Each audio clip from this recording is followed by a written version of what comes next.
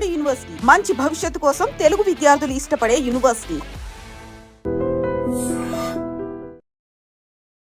పండు వెన్నెలమ్మ అమ్మమ్మమ్మ పండు వెన్నెలమ్మలోని అందము నిండు చందమామల అరవిందము. ఇది మీ పర్సనల్గా నా పర్సనల్ పాట. సూపర్ అన్న. టిఎన్ఆర్ గారితో ఇంటర్వ్యూ ప్లాన్ అది ఉండే ఏమైందన్న? అబ్బా ఆయనతో నాకు మెమరీ ఉంటే బాగుండేది అనుకున్నాను, అది మిస్ అయిపోయింది అని.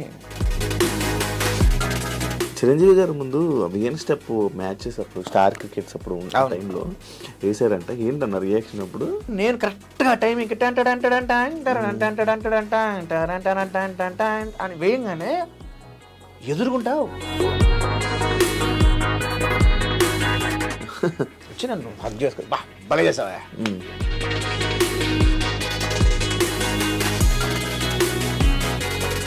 బిగ్ బాస్ వల్ల నీకేమైనా ఉపయోగపడిందా? So it's a platform of popularity, it's not a platform of opportunity. Bigg Boss చేయడం వల్ల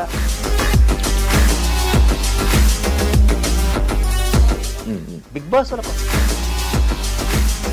బిగ్ బాస్కి వెళ్ళిన తర్వాత బయటకు వచ్చిన తర్వాత అనవసరంగా వెళ్ళానన్న ఫీల్ ఏమైనా వచ్చింది అన్న నీకు? What people see in Bigg Boss is real but not actual. గీతితో బాగుందని అవన్నీ రీసెంట్ ఎందుకన్నా స్క్రీన్ మీద తక్కువ కనిపించట్లేదు? సో ఇట్స్ ఆల్ అంటే బాలాదిత్యకి సినిమా వాళ్ళని ఏమనంటే కోపం తక్కువని వస్తుంది. ఇండస్ట్రీలో చెడ్డవాళ్ళు ఉండొచ్చు కాక.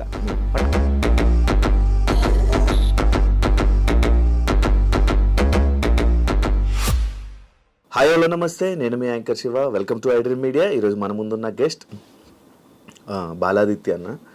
ఇప్పటికీ మీకు ప్రోమో చూస్తే అర్థమైపోయి ఉండాలి. బిగ్ బాస్ టైంలో నేను అన్నని కలవడం జరిగింది. దాని తర్వాత మళ్ళీ ఇంటర్వ్యూ చేయాలనే అవకాశం మళ్ళీ నాకు రాలేదు. సరే ఒకసారి అన్నతో మాట్లాడదామని చెప్పి నేను అన్నీ చూసుకున్నాను అనమాట. అలా చూసుకుంటే దాదాపుగా ఒక 41 సినిమాలు పైగా 6 భాషల్లో 10 సినిమాలకు పైగా హీరోగా, మళ్ళీ సిఏ స్టూడెంట్స్కి లెక్చరర్గా, ఇలా చాలా బయటికి అంటే కొత్తగా అనిపించి అయ్యా ఇంత ఎక్స్పీరియన్స్ ఉందా, సరే ఇంకా మనం చాలా తెలుసుకోవాలి అన్నతో ఒకసారి మాట్లాడాలి అని చెప్పి నేను ఇంటర్వ్యూ పిలవడం జరిగింది.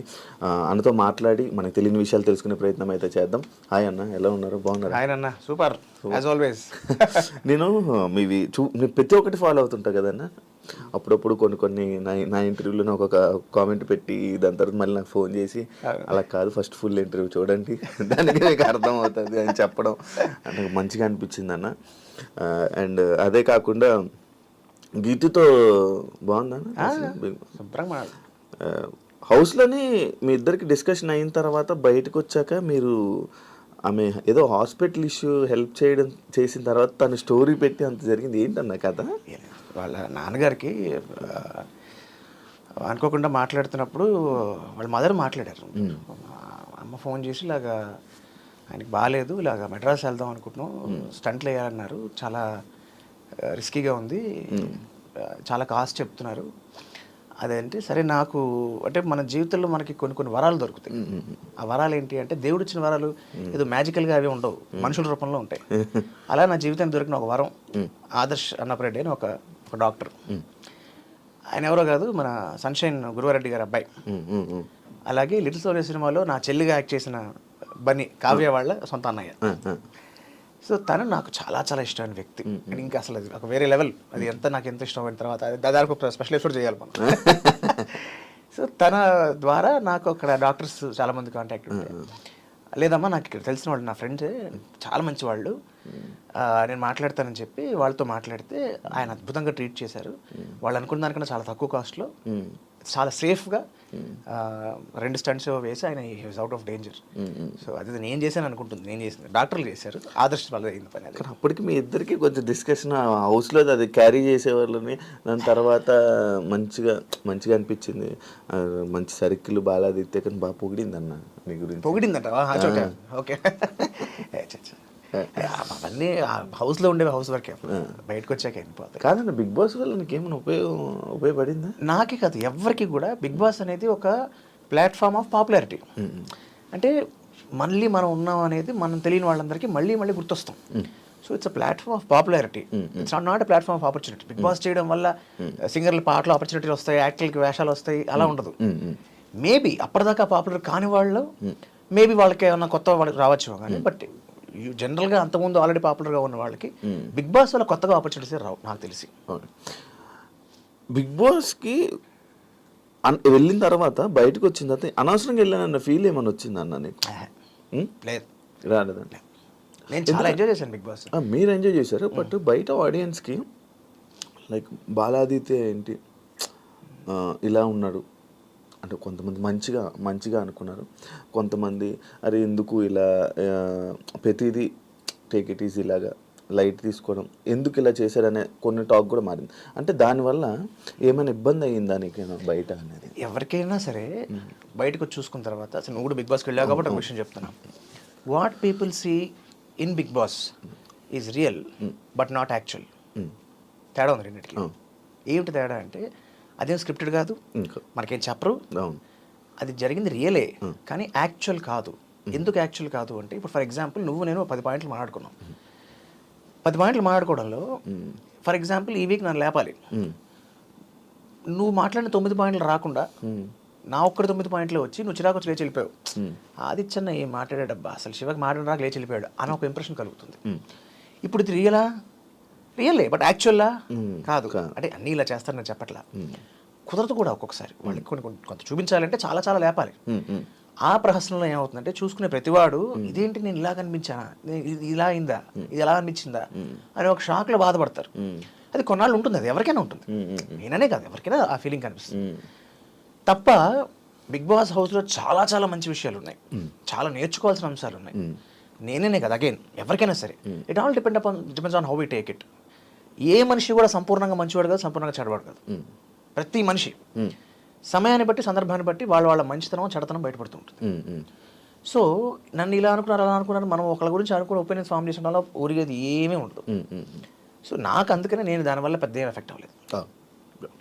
అంటే మన ఐ డ్రీమ్ టిఎన్ఆర్ గారితో ఒక ఇంటర్వ్యూ ప్లాన్ అది ఉండే, ఏమైందన్న? యాక్చువల్గా నాకు అంటే ఇన్ఫాక్ట్ ఫస్ట్ ఐ డ్రీమ్ అనగా నాకు ముందు ఇప్పుడు ఆయన గుర్తొస్తాడు.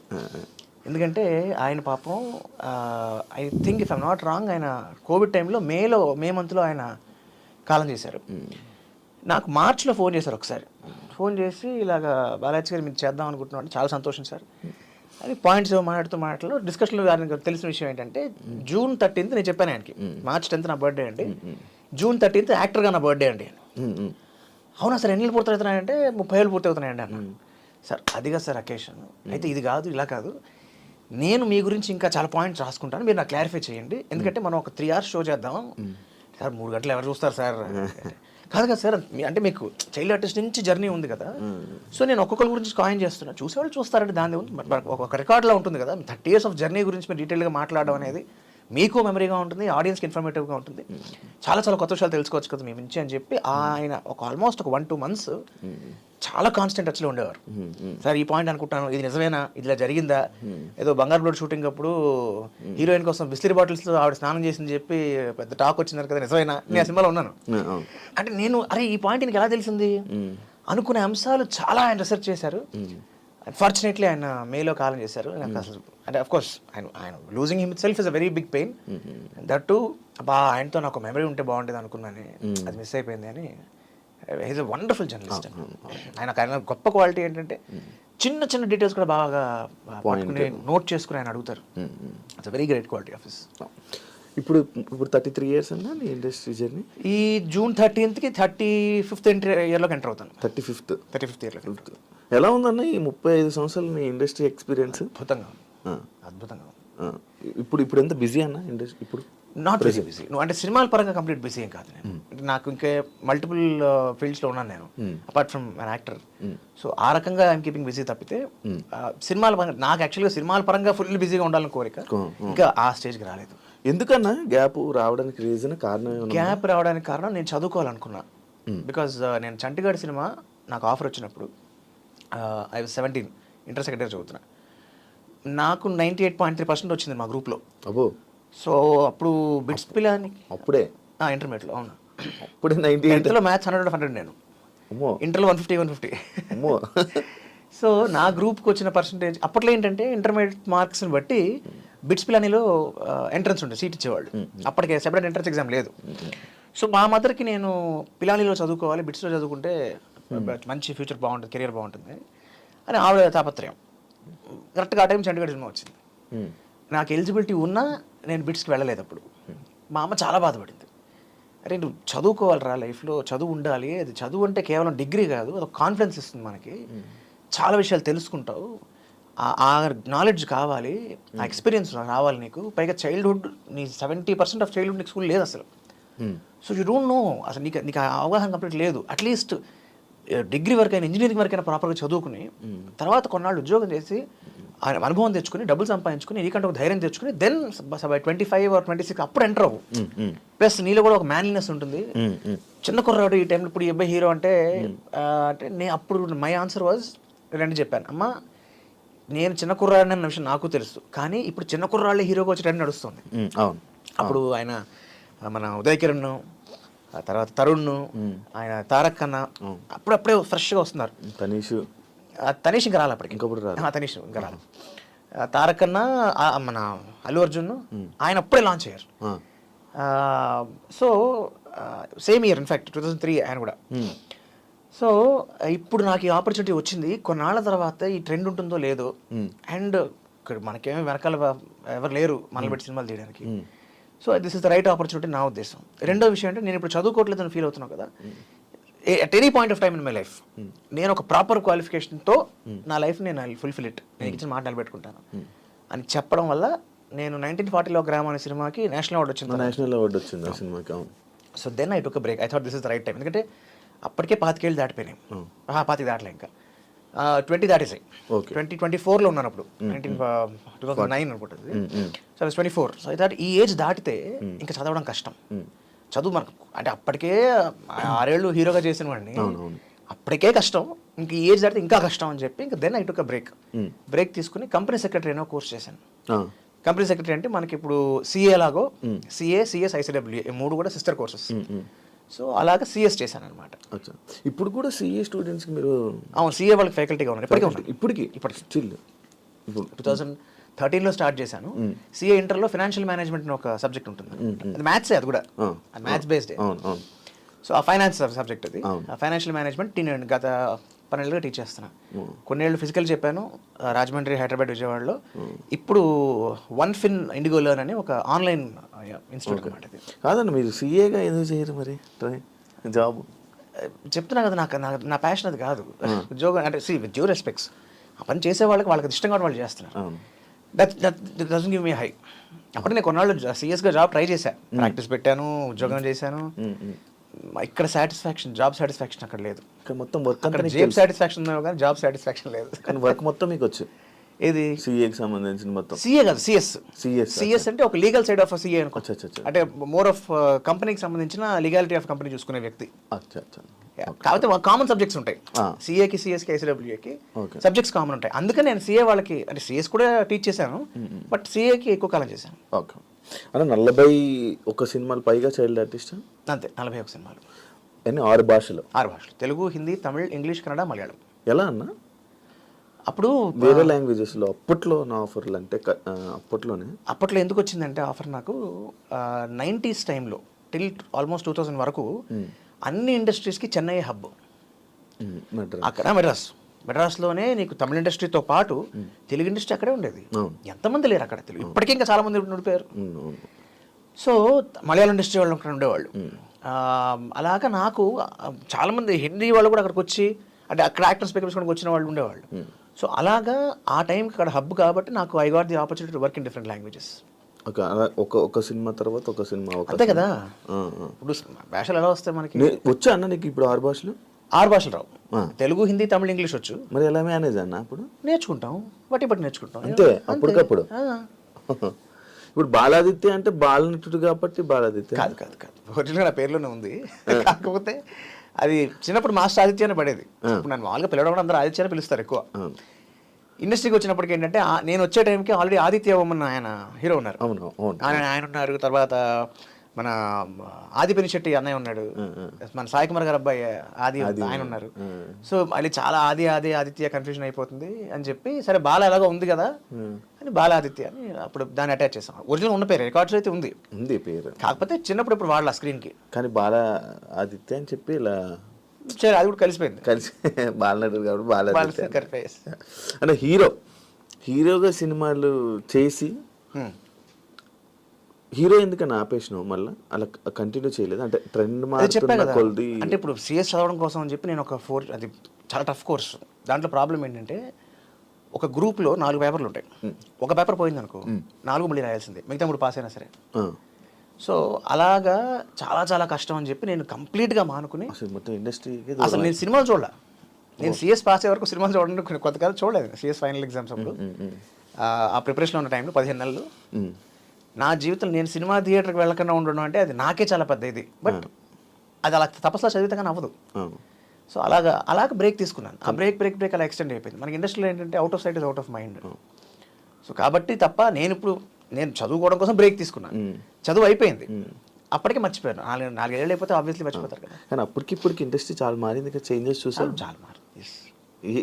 ఏమేం చేంజెస్ చూసావు అన్న ఇండస్ట్రీలో నార్మల్గా? మోర్ ఆఫ్ నా అవగాహనలో ప్యాషన్ ఎప్పుడు తగ్గలేదు. కాకపోతే అప్పుడు చాలా తక్కువ మందికి తెలుసు మేకింగ్ అనేది. ఇప్పుడు మేకింగ్ చాలా మందికి తెలిసింది, వాల్యూమ్ ఆఫ్ మేకింగ్ పెరిగిపోయింది. అండ్ మోర్ ఇంపార్టెంట్లీ అప్పుడు గ్రౌండ్ వర్క్ ఎక్కువ ఉండేది. నాకు గుర్తున్నంత వరకు చాలా ఎక్కువ గ్రౌండ్ వర్క్ ఉండేది, షూటింగ్ డేస్ తక్కువ ఉండేది. ఇప్పుడు గ్రౌండ్ వర్క్ కన్నా షూటింగ్ డేస్ ఎక్కువ అయిపోతున్నాయి. అదొక్కటే నాకు తెలుసు. But otherwise as days are passing, ఎలాగైతే అన్ని ఇండస్ట్రీస్ గ్రో అవుతున్నాయో సినిమా ఇండస్ట్రీ కూడా గ్రో అయింది. అండ్ మన తెలుగు ఇండస్ట్రీ లాస్ట్ ఒక 10 yearsలో అయితే మాత్రం thanks to people like Rajamouli గారు ఏ స్థాయికి వెళ్ళింది. ఆయన గేట్లు ఓపెన్ చేశారు and followed by all the wonderful directors and actors. So that is a great improvement. So otherwise complaints అయితే ఏం లేవబ్బా కాదు. బట్ ఇలాంటి వాళ్ళు people who are making such wonderful quality films, వాళ్ళు మాత్రం still they stick to ground work. కాదన్న, ఇప్పుడు మీకు అంత ఎక్స్పీరియన్స్ ఉంది, మంచి డైరెక్టర్లు అందరితో పరిచయం ఉంది, యాక్టర్స్తో పరిచయం ఉంది. రీసెంట్ ఎందుకన్నా స్క్రీన్ మీద తక్కువ కనిపించట్లా? రావట్లేదు ఆపర్చునిటీస్. అంటే మీరు వెళ్ళి అడగట్లేదా, లేకపోతే అడిగినా కూడా ఇది అవుతుందా? నేను నా ప్రయత్నాలు నేను చేస్తూనే ఉంటాను. అంటే నేను ప్రయత్నం చేయడం ఎంతవరకు చేయగలను? పలానా వాళ్ళని కలిసి సార్ నేను ఇలా చేస్తున్నానంటే మళ్ళీ చేస్తున్నాను. నేను ఓన్లీ హీరో అని అనుకోవట్లేదండి, I want be more an actor. ఇప్పుడు మనకి ఇందాకే సినిమా చూసి వస్తున్నా, నేను చెప్పాగా కోర్టు సినిమా చూసి వస్తే నాకు శివాజీ అన్నయ్యని చూస్తే ఎంత ఆనందం వేసిందో. ఎంత బాగా చేశాడు సినిమాలో, అసలు ఎక్స్ట్రాడనరీగా చేశాడు. ఆయన చేయడం ఒక ఎత్తు, ఆయన చూసిన తర్వాత అసలు నిజంగా టాలెంట్ ఉన్న ఆర్టిస్ట్ని మన వాళ్ళు ఇంకా వాడుకుంటారు, మిస్ అవ్వరు అని మరొక్కసారి ప్రూవ్ అయింది. సో ఎందుకు ఈ మాట చెప్పొస్తున్నాను అంటే, నేను ఒకప్పుడు ఆయన హీరోగా చేసిన మనిషి. ఫర్ ఎగ్జాంపుల్ జగత్ బాబర్ ఉన్నారు, ఆయన ఒక టైంలో హీరోగా చేసిన మనిషి. But more than heroes they are performers. ఒక శివాజీ అన్న ఇందాక మనకి ఉదాహరణ ఎందుకు చెప్పాను అంటే, ఒక మనకి హిందీలో చెప్పాలంటే మన ఎందుకు దర్శి కూడా అంతే, Darshi is a wonderful actor. Of course he become a hero no doubt, but he's a wonderful actor as such. అలాగే అదే సినిమాలో హర్షవర్ధన్ గారు ఉన్నారు, ఎక్స్ట్రాడినరీ యాక్టర్ ఆయన. అలాగే మన మురళీ శర్మ గారు ఉన్నారు. మన తెలుగులో పేర్లు చెప్తాను. హిందీకి వెళ్తే మనకి ఫర్ ఎగ్జాంపుల్ నజరుద్దీన్ షా గారు ఉన్నారు. He's not a hero, he's more an actor. So నేను వాళ్ళతో పోల్చుకుంటున్నాను కాదు, I want to walk in the lines of these people to be a more an actor. పర్ఫార్మర్గా ఉందాం అనుకుంటున్నానండి. పొలిమేర కూడా చేశాను కదా రీసెంట్ పాస్ట్లో. సినిమా హిట్ అయింది, కానీ ఒక్కొక్కసారి ఏమవుతుంది అంటే అది సినిమా పరంగా హిట్ అవ్వచ్చు కానీ పర్సనల్గా ఎవరికి దానివల్ల కాల్ బ్యాక్ రాకపోవచ్చు. సో అలాగా నాకు పొలిమేర చేసిన తర్వాత కూడా నేను ఊహించిన స్థాయికి, అంటే నేను ఊహించినట్టే నాకేమో ఫైట్లు డ్యాన్స్లు కావాలి కాదు, పర్ఫార్మెన్స్ స్కోప్ ఉన్న క్యారెక్టర్ కావాలి, గుర్తింపు ఆ సినిమా కావాలి. ఇప్పుడు ఎలాగైతే నేను ఇందాక కోర్టు గురించి చెప్పాను, అలాగా అలాంటి కథలు రాగలిగితే, అలాంటి క్యారెక్టర్స్ రాగలిగితే ఆర్టిస్టులకి ఏంటి అందరికీ మంచి పని ఉంటుంది. ఆ సినిమాలో బ్యాక్గ్రౌండ్స్ కూడా ఎంత ఎక్స్ట్రాడనరీగా ఉందో అసలు. చెప్తున్నా కదా, all crafts have done wonderful job. So అలాగా మనకి నిజంగా అలాంటి, సో చెప్పొచ్చు అంటే నా ప్రయత్నం నేను చేస్తూనే ఉన్నా. సో ఎప్పుడు ఏ డైరెక్టర్ అయినా ఎవరినైనా నేను కలిసినప్పుడు అయితే పని కట్టుకుని ఫోన్ చేసో నేను ఇలా ఉన్నానంటే I'm willing to work back, మన దాంట్లో ఏమంటే చెప్పండి అని. యూ నేమ్ ఇప్పుడు రీసెంట్ పాస్ట్లో డైరెక్టర్లు ఎవరైనా చెప్పు, I have spoken to them, most of them, at least most of them I have spoken to them, communicate చేసి. వాళ్ళకు కూడా ఏంటి అంటే ఆ సందర్భం రావాలి. ఫలానావాడు ఉన్నాడు, మనం ఇంటికి వాడుకుందాం అని గుర్తు రావాలి. So it's all fate. గుర్తొచ్చి ఒక్కరు చేశారనుకో ఇట్లా స్టార్ట్ రికరింగ్. కాదన్న ఇప్పుడు ఇండస్ట్రీలో అంటే ఇలా ఫేడ్ అవుట్ అయిపోయారు, వాళ్ళు ఎందుకులే మనం ఇప్పుడు ఎందుకు అవసరం. ఇప్పుడు రీసెంట్ ట్రెండ్లో ఉన్నారు యూట్యూబ్లో కానీ ఇలా ఇన్స్టాలోనే వీళ్ళు, లేకపోతే కామెడీ షోస్లో వీళ్ళు యాక్టర్లు ఇలా తీసుకుంటున్నారు కదన్న. దానివల్ల మిగతా సీనియర్ యాక్టర్లకు కానీ ఇలా మీలా అప్పటి నుంచి ఉన్న అన్ని సినిమాలు ఎక్స్పీరియన్స్ ఉన్న అలాంటి యాక్టర్కి ఛాన్సెస్ తక్కువ అవుతున్నాయి కదా. ఇది ఇక్కడే కాదు, అన్ని చోట్ల ఉండేది కదా. కేవలం సినిమా ఇండస్ట్రీలోనో లేకపోతే ఇంకో చూడనే కాదు. Anybody wants who's busy, anybody wants who's busy, అంతే కదా. కానీ మీకున్నంత ఎక్స్పీరియన్స్ వాళ్ళకు ఉంటుంది కదా. ఇట్స్ నాట్ అబౌట్ ఎక్స్పీరియన్స్, అదే అంటున్నాను. మార్కెట్లో ఎంతవరకు హ్యాపెనింగ్ ఉన్నారని చూస్తారు కొంతమంది లెక్క. బట్ అలానే అనుకుంటే ఇవాళ శివాజీ ఇలాంటి వాళ్ళు వచ్చారు కదా మళ్ళీ. You wouldn't have come back. So somebody has to think. ఎవరో ఒకరికి ఐడియా రావాలి. ఇప్పుడు ఒక డైరెక్టర్ ఒక క్యారెక్టర్కి కాస్టింగ్ అనుకున్నప్పుడు ఆప్షన్స్ రాసుకుంటారు.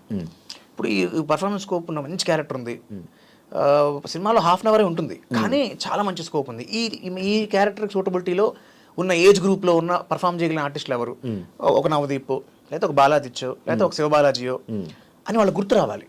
లేదు ఈ మధ్యకాలంలో కనబడిన వాళ్ళు ఎవరు కావాలి, మనకి మంచి పర్ఫార్మర్ ఎవరు కావాలి, చాలా కాలం అయింది బాలాజీ సాబ్, ఇతను పనికి వస్తాడు, ఇప్పుడు ఎలా ఉన్నాడు చూడండి అని తట్టగలిగే తట్టాలి. అది మనం అలా గుర్తు రాగలిగితే ఎవరో ఒకరికి ఒకటి రాగలిగితే ఒక్కడు వచ్చినా చాలు, అది పండాలి.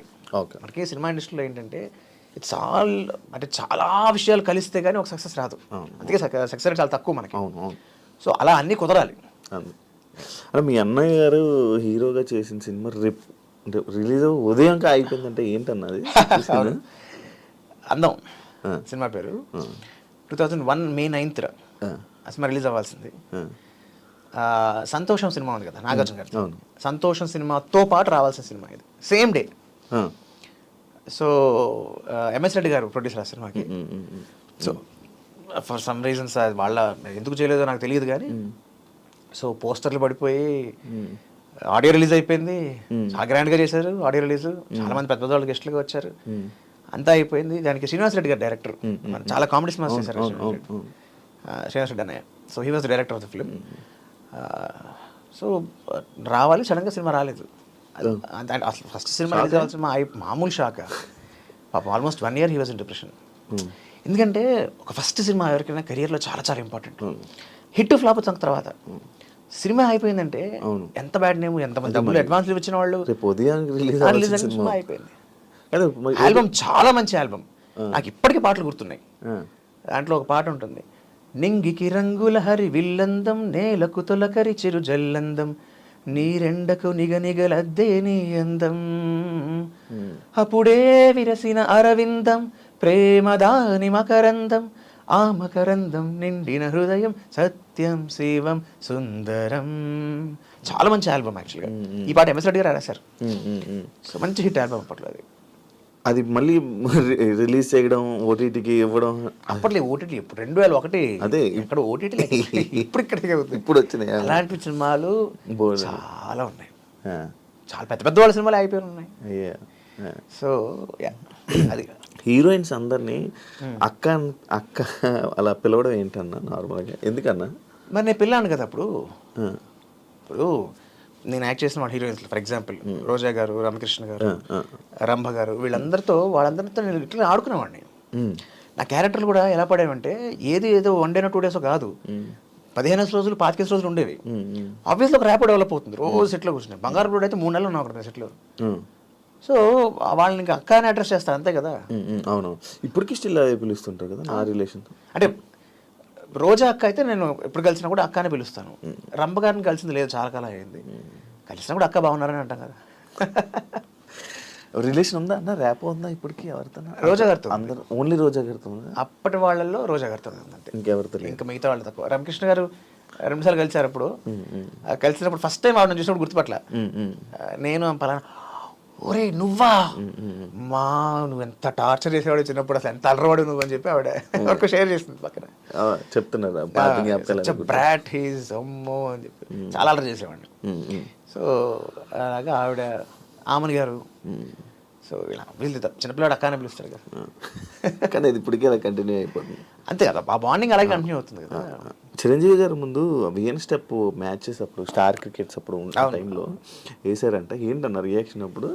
అది నా లైఫ్లో నేను మర్చిపోలేని వన్ ఆఫ్ ది ఇన్సిడెంట్స్. నాకు చిరంజీవి గారు అంటే చాలా ఇష్టం, అందరిలాగే నేను కూడా ఆయనకి విరామని.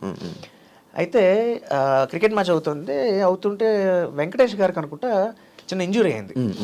ఇంజురీ అయితే మ్యాచ్ ఆపేశారు. సో మరి ఆడియన్స్ వేల మంది ఉన్నారు అక్కడ గోల్డ్. సో వాళ్ళకి మరి ఎంటర్టైన్ అవ్వాలని చెప్పి పాటలు ప్లే చేశారు. ఆ పాటలు నడుస్తున్నాయి. నేను చిరంజీవి గారి పక్కన ఉన్నాను, ఆయన పక్కన నుంచి అందరూ అడుగుతున్నారు ఎలా ఉంది ఆయన, వెంకీకి ఎలా ఉంది ఏదో కనుక్కుంటున్నారు. సడన్గా దాయిదేద్దామా పాట ప్లే అయ్యింది. దాయిదేద్దాం పాట ఒక్కసారి ఈయన మాట్లాడుతూ సడన్గా ఈ పాట స్టార్ట్ అందరూ ఆడియన్స్ అరిచారు. ఈయన ఒకసారి ఏంటి అరుస్తున్నారంటే దాయిదాం పాట, ఓకే ఓహో ఇందుకా అని ఆయన చిన్న ఇలా అంటున్నారు. నేను ఇప్పుడు చిరంజీవి గారు వేణ స్టెప్ వేస్తారు, అసలు చిరంజీవి గారు వేణ స్టెప్ వేస్తుంటే లైవ్లో పక్క నుంచి ఫస్ట్ అతి దగ్గరగా చూస్తున్నాను నేను అన్న ఒక ఎక్సైట్మెంట్లో ఉన్నా. ఆ మ్యూజిక్ వస్తుంది, అదే వస్తుంది కదా, మ్యూజిక్ వస్తుంది కదా,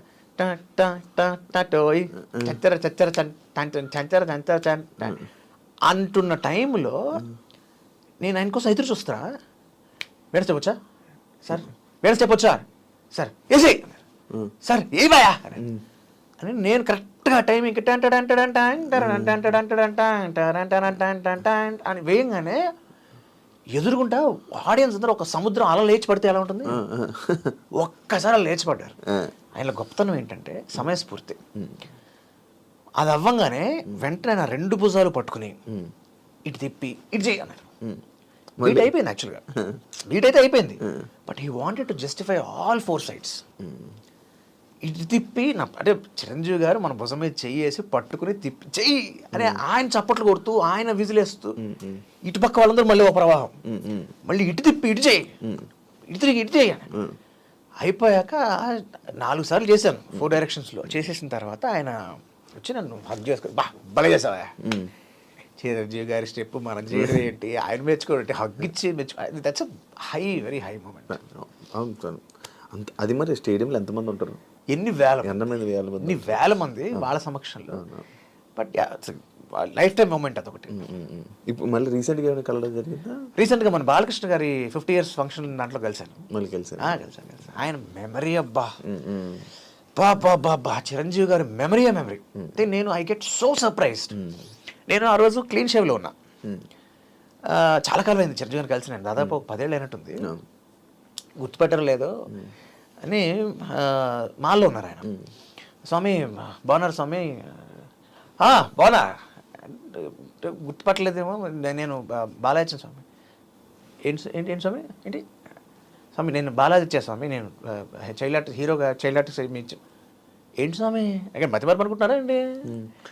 అలాగే స్వామి, ఊరుకోండి స్వామి, నాకేం తెలీదు, తెలుగు చాలా బాగా మాట్లాడతారు మీరు, కవితలు రాస్తారు, పాటలు పాడతారు, మన ఇంట్లో కూర్చున్నప్పుడు వచ్చినప్పుడు ఎంత బాగా పాడారు పాటలు, మర్చిపోయి అనుకుంటున్నా.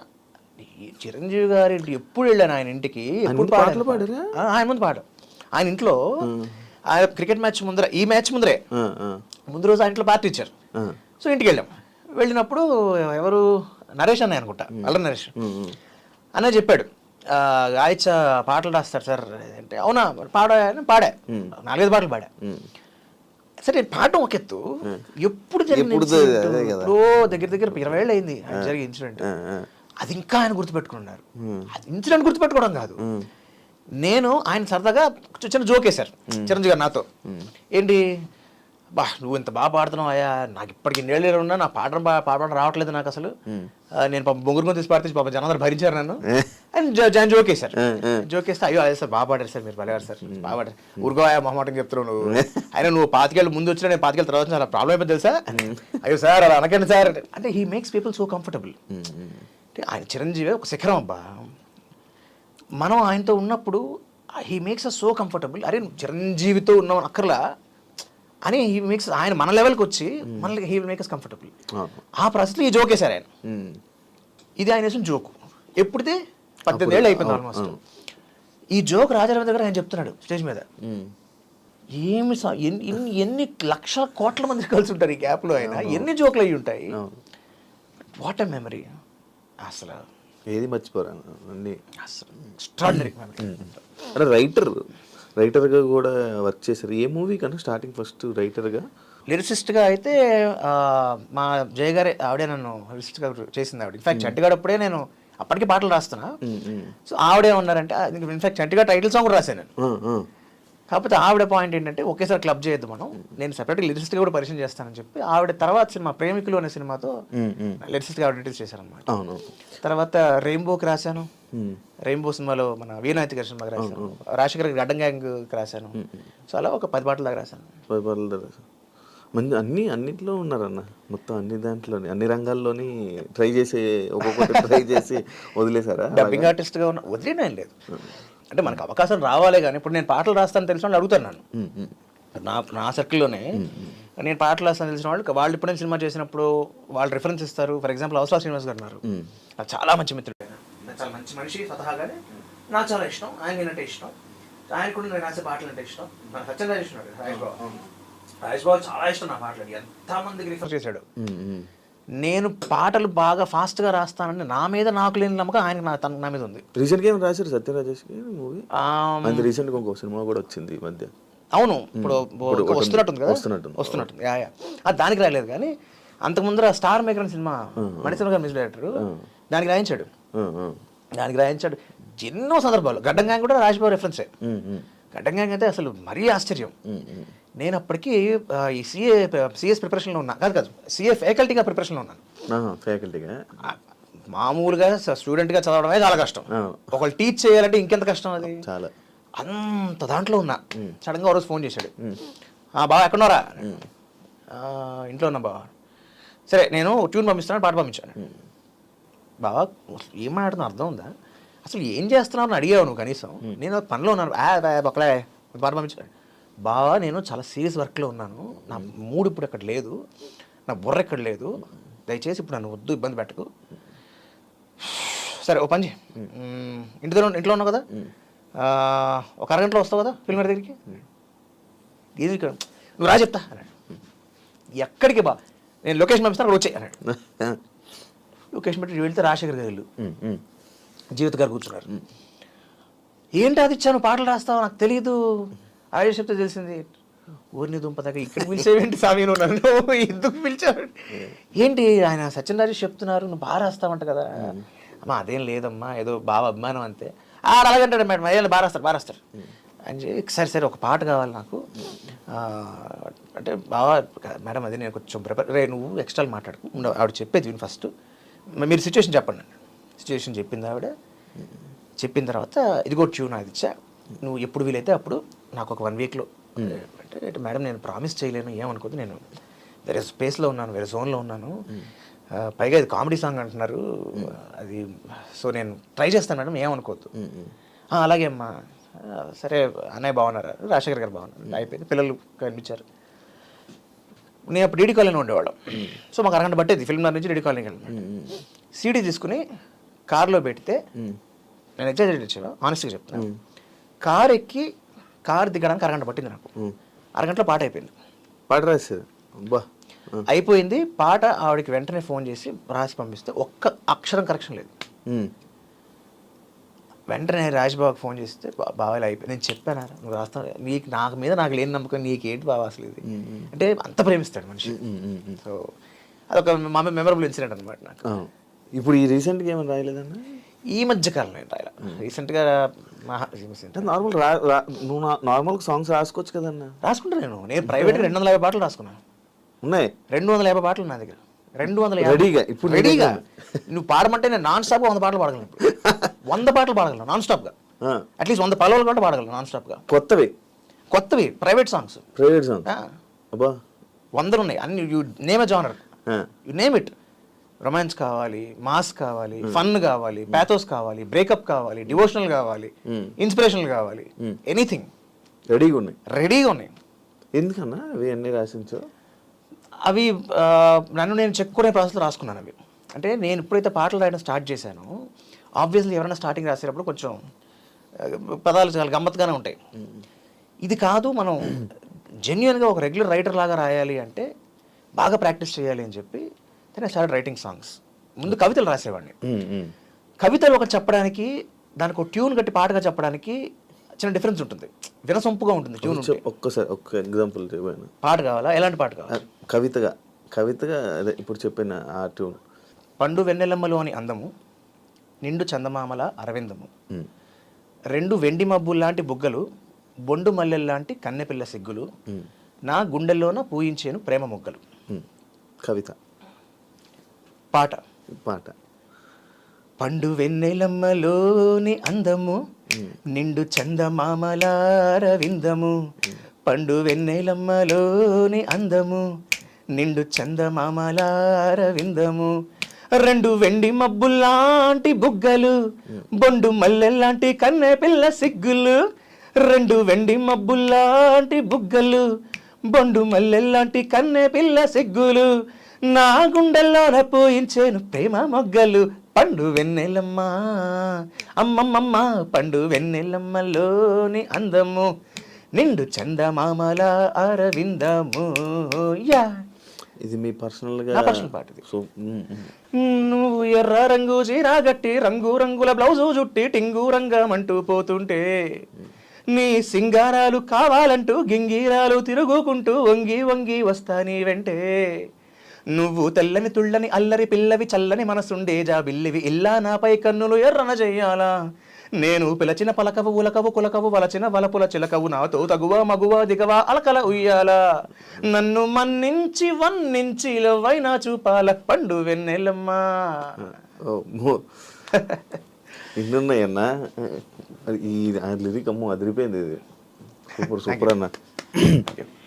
అంటే మన సీనియర్ ఎన్టీఆర్ గారితో యాక్చువల్లీ ఫీల్ అవుతూ ఉంటా. చాలా ట్రై చేశారా అప్పుడు? అంటే అప్పటికే ఆయన యాక్ట్ చేయట్లా. నేను చైల్డ్ ఆర్టిస్ట్గా ఇప్పుడు 91 నేను స్టార్ట్ చేసింది. అప్పటికే he was busy in politics. ఆయన చేయట్లా అప్పటికే.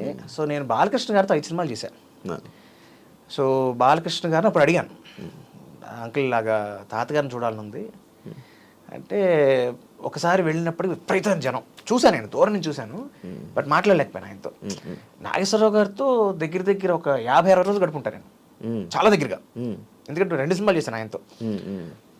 తీర్పు ఒక 20-25 డేస్, నాయుడు గారు ఒక 25 డేస్ ఈజీగా. So I had spend lot of time with him. అంటే నాకు ఆయన ఒక ఆరాధ్య దైవం, నాగేశ్వరరావు, రకనే నాగేశ్వరరావు గారు. సో అలా కానీ రామారావు గారితో మిస్ అయ్యాను. ఆయన మిస్ అయినప్పుడు బాలకృష్ణ గారిని అడిగి ఒకసారి చూశాను దూరం నుంచి. మా మెడ్రాస్లో మా ఇల్లు రామారావు గారు చాలా దగ్గర ఒకటే సందు, ఆయన ఇంటికి 2 ఇళ్ళు అవతల మా ఇల్లు. సో ఒకసారి వెళ్ళినప్పుడు జనం చాలా ఎక్కువ, ఇలా కాదు నాన్న నేను పర్సనల్గా పిలుస్తాను నాన్నగారు ఫ్రీగా ఉన్నప్పుడు అని చెప్పారు. అన్ఫార్చునేట్లీ ఆయన చెప్పిన కొన్నాళ్ళకి పెద్ద ఆయన కాలం చేశారు. సో ఆయన అస్థికలు పెడితే చూడడానికి వెళ్ళాను అనమాట. అప్పుడు నన్ను పట్టుకుని హక్ చేసుకుని, సారీ రా ముదురు, మాట తప్పాను రా, నాన్నగారిని చూపించలేకపోయాను నీకు. పర్లేదు అంటే. ఇప్పుడు బాలకృష్ణ గారితో రిలేషన్ బాగుంది అంటే రెగ్యులర్ కలవగానే, బట్ ఎప్పుడు కలిసినా ఈజ్ ఆల్వేస్ ఆన్. మొన్న ఈ రీసెంట్గా అఖండ 2లో కలిసాను షూటింగ్లో.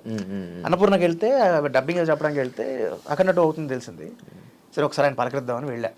ఆయనలో గొప్ప క్వాలిటీ ఏంటంటే రూట్స్ మర్చిపోరు ఎప్పుడు ఆయన. ఎప్పుడు నేను కలిసిన హీఈస్ ఆల్వేస్ ఫస్ట్ పక్క వాళ్ళకి ఏం పరిచయం చేస్తారు తెలుసా? పక్కనే అభివృద్ధి బాలకృష్ణ పక్కన కూర్చుంటారు కదా, మా మాస్టర్ మనోడు మా తాతగారికి ఆయన స్టూడెంట్ లిటిల్ ఫ్లవర్ హై స్కూల్లో అనమాట. అదే ఆయనకు గుర్తు.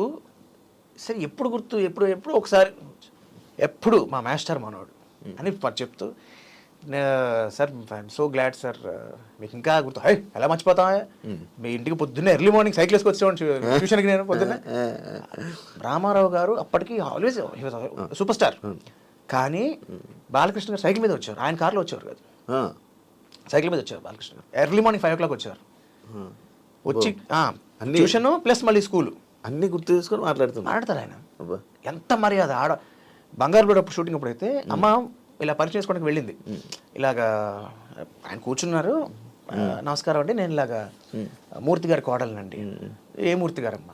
వైవి మూర్తి గారు. టక్కన లేచి వచ్చినాడు మాస్టర్ కోడలే కూర్చోబడినారా?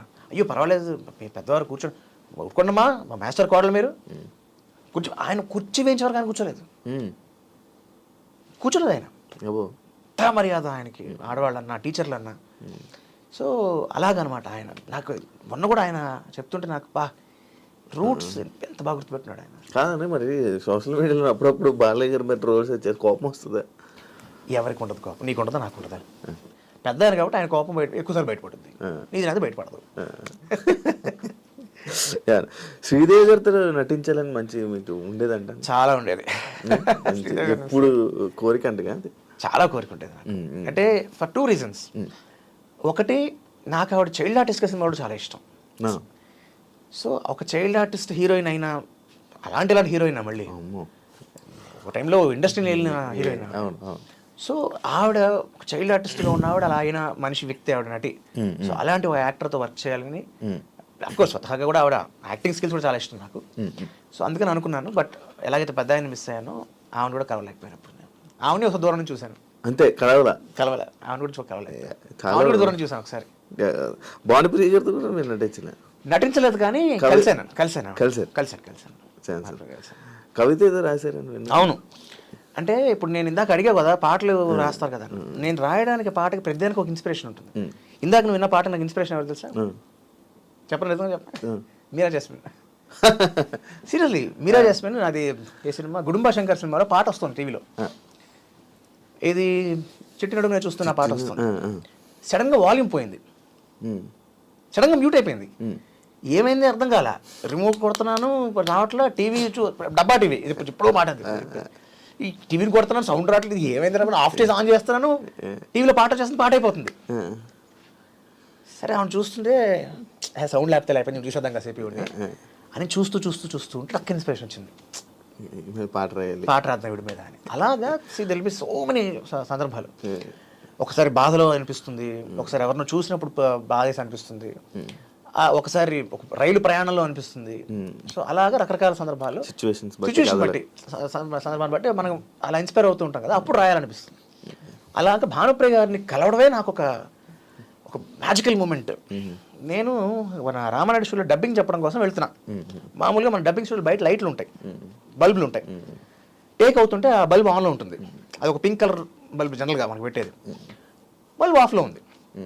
డబ్బింగ్ పిలిచారు కదా అని యూజువల్గా మనకి మేనేజర్లు లేకపోతే కోఆర్డినేటర్లు ఎవరో ఒకరు ఉంటారు. ఏంటి ఎవరు కనబడట్లేదు ఇక్కడ అని చూస్తున్నాను. నన్ను పిలిచారు, ఎవరు కనబడట్లేదు, ఏంటిది సరే లోపల చూద్దాం ఎవరు ఉన్నారేమో. నేను టక్కని ఓపెన్ చేశాను.